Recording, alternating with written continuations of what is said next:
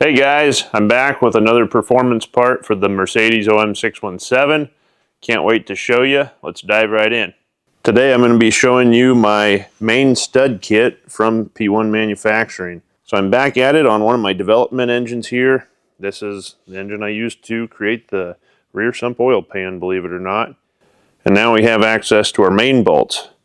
So there's 12 of these guys. They take a 19mm socket. You're not going to want to use an impact to take them out. You're going to want to use your breaker bar just to be nice to your threads so you're not risking damaging anything critical in this critical area. Now I would prefer to just do one at a time, work my way down, but I have multiple bolts out as I was taking measurements and things. But the way I would recommend you do it is we're going to start with whatever end you want to. Obviously, as you can see on this end, the oil pump is going to be in the way, so you'll have to address that. The rest of these are all easy to get once the oil pan's off. So I'm going to take one bolt out. I'm going to take some compressed air. I got my air chuck over here. I got a dirty rag. I'm going to blow all the oil out that I can into the rag. Then I'm going to take some brake parts cleaner. I'm going to spray that down in there. And I'm going to do that a couple times. Make sure that hole is nice and dry and clean before we get started here. So that's the point I'm to right now. I just finished cleaning out the holes. They just got done drying. So now we're ready to proceed with the installation of the mock-up of the studs. So in your kit, you're going to get these installation instructions from P1. You can follow them through steps 1 through 12. It's really all black and white. It's very simple. You really shouldn't need a video for, knowing how to do this if you just read their instructions. But I know it's 2025. Everybody likes to see stuff in live action. So they send you the hardware in these vacuum sealed bags, which is incredible because you don't have to worry about atmosphere getting to them while they're sitting on the shelf or riding in a wet UPS truck. They're vacuum sealed. You can buy them, you can store them on the shelf when you get to your project in 3 years. As long as they're sealed, they're still going to be good. So we're going to take these guys out. We're going to take the protective cover off of these. And according to the instructions, first thing we're going to do is put these in the hole by hand without tools. And that's going to tell us, do we have everything proper, or do we need to go in with what they call a chase tap or a cleaning tap to clean the gunk out of the threads and to possibly finish tapping the very bottom of the hole. Now, chances are you are going to have to run a cleaning tap down into the bottom of these threads because the tap depth is a little bit inconsistent. I've measured on average between 79 and 80 millimeters, and we need a minimum of 80 millimeters of depth threaded down into the block. So the test you can perform, you can take an 80 millimeter long M12 by 1.75 bolt, thread that down, see if the bolt head bottoms out or if you have a gap between that and your cap. If you do have a gap, then you're going to have to run a cleaning tap in. So that is the case with all these guys here. Another test is we're actually going to be using 2 washers in this preliminary main stud kit, and I'll explain this to you a little bit here. So these are main studs from another engine. They're the closest thing to working with OM617. It takes like a minimum of 600 parts, like a manufacturing run of 600 parts or so, to make a run of a custom length stud. And there's not going to be that much demand for these main studs. So while we wait for a little bit better fitting stud to come out, this one's very close. We're going to stack 2 washers to get the spacing up onto the threaded portion of the stud so the nut doesn't contact the non-threaded portion of the stud. So when you're checking things out in this mock-up phase, you're going to take your 2 washers. They don't have to be clean at this point. You're going to stick them down. And you're just going to look and see, does the thread go down past the washers, or is the non-threaded part sticking up past the washers like it is here? And that's also going to tell you you're going to have to get your cleaning tap out.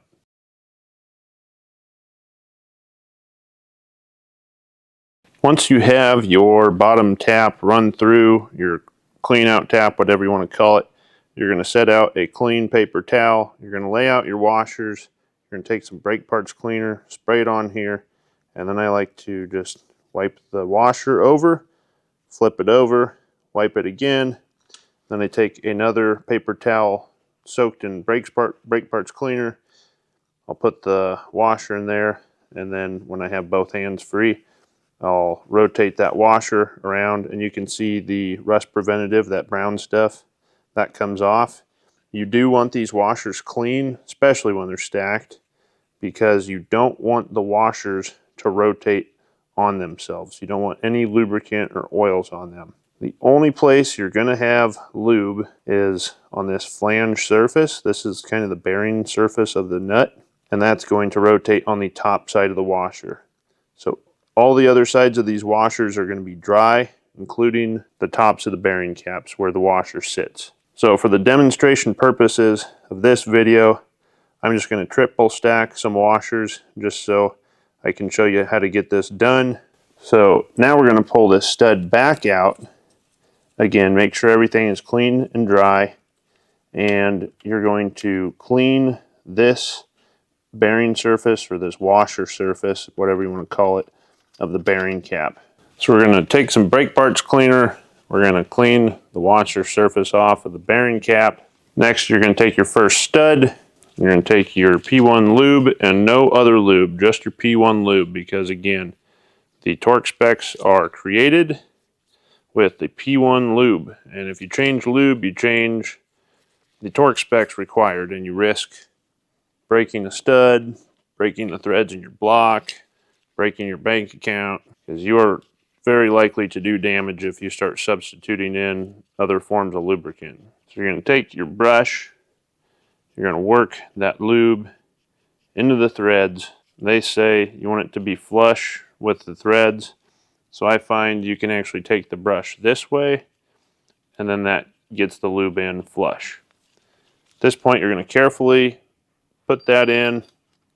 Again, you're going to thread it all the way down by hand. You don't want to necessarily torque this into the block.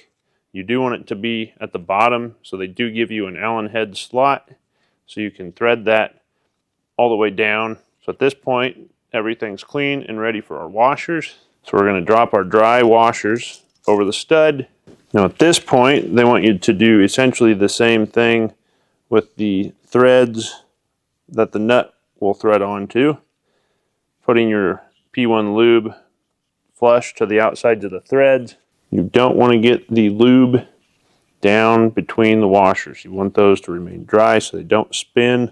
And then lastly, and this is quite important, you want to take some lube and apply it to this flange, to the bearing surface of your flanged nut. And it does not matter, obviously, if you get some lube up inside the threads, that's totally fine. Most important area to get your lube is on the flange, because that's going to act as a bearing, so that once we're torquing, it's not trying to spin the stud, it's just letting the flange nut rotate against the washer head, and the washer stays stationary. So now this is the part you probably dread. Some of you struggled on some of the other videos with the stud installation because of the torque sequence and the math associated with that. Now, this is not calculus. You don't have to overthink this. It's very simple. We're going to torque this particular engine main stud in 3 phases.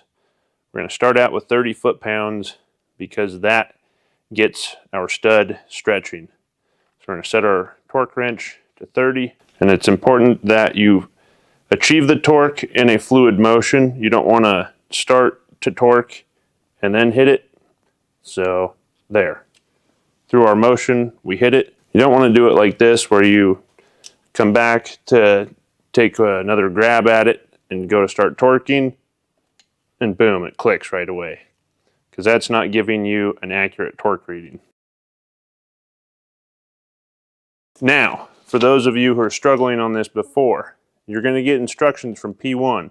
Inside these instructions are going to be the final torque number. You're going to take 30. We'll just call this 30. You can make it 20, you can make it 40, but it should be something low. So let's just say 30. We're going to take 30. We're going to add that to their final number. Let's say their final number is 470. So we're going to add 30 to 470. It'd be 500. Divide 500 by 2. That gives you 250. So your 3 even torque steps would be 30, 250, 470. And that 250 in the middle would be kind of an even split between the 30 and the 470. Now obviously 470 is a totally ridiculous number, and the reason, again, I'm not calling out the final torque spec is because that number is subject to change. And if we want to change it, we don't want to have to go back and redo all these videos. So yes, you're going to have to read. I'm sorry guys, that's just the way it is. So I'm going to set my torque wrench to my next sequence.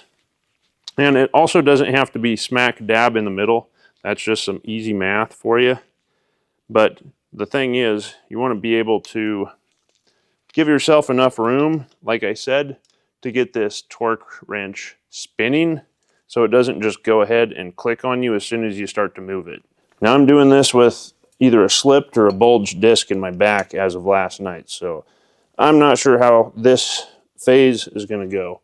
Okay, we got our second click, and now we're going to go to our final torque. Remember to always store your torque wrenches at the bottom. Usually it's around 10 foot-pounds. And also remember, if you drop your torque wrench, you are supposed to recalibrate it. Oh my God. Probably gonna risk killing myself doing this. All right. So that's one side. Now we can remove this other side. We're gonna repeat the process on the other side of the bearing cap. And then that bearing will be done. And then you can move your way up or down the engine however you want to go about it. Now I will also leave it up to you. You can do this one of two ways. You can torque this to the initial 30 foot-pounds. You could go to the Mercedes spec, which is about 66 foot-pounds or 90 Newton meters. And then you could stop, go over to this guy, and then do this one all the way up to your final torque, and then come back and grab this one and go for its third and final torque spec. It's up to you if you want to try to even it out, or if you want to do this one in one shot while this one's still tight and then move over. It's totally up to you. Most of you probably aren't going to be just coming in and taking out your main bolts and putting studs in. You're probably going to be reassembling the engine. You probably did some machining work. These bearings are actually usually good, so you can typically reuse them, but you're probably going to be reassembling the engine is my point.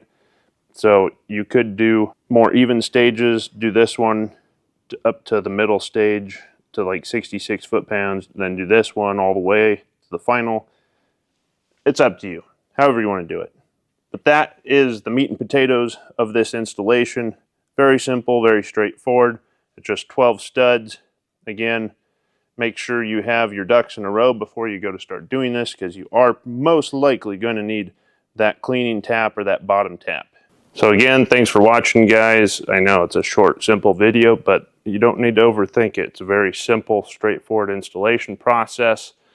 So again, if you want to get the most out of your Mercedes OM617 turbo diesel engine, follow me, like, subscribe, share this with your friends, help me sell some of these kits, because you saw I just came out with head studs recently. I'm already reinvesting that money right back into more P1 parts. We got main studs. I got another part already in the works. Hopefully I'll be coming out with that here maybe in January if I'm lucky.